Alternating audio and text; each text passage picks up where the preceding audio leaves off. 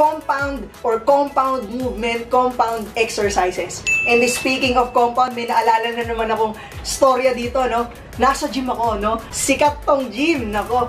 Maraming branch and itong branch na pinuntahan natin, nako, sa BGC pa naman. And may kinausap akong isang trainer. Napunta kami sa exercises, so nabanggit ko compound exercises. So hindi niya alam, ito yung nakakashock and nakakatakot talaga, no? Hindi niya alam kung ano ang ibig sabihin ng compound exercise. Parang gusto niya pang i-google para lang malaman niya yung meaning. So dito mag-ingat tayo and dapat alamin talaga natin kung sino yung pinagkakatiwalaan natin dito sa fitness, yung magtuturo sa atin kung talaga bang alam talaga nila yung ginagawa nila. So yun, balik na tayo sa compound.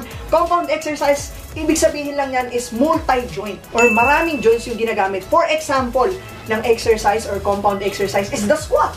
Kung mapapansin natin, gumagalaw or ginagamit natin yung hip joint natin, yung knee joint natin, and as well as the ankle joint natin. So marami or multi-joint movement, compound exercise.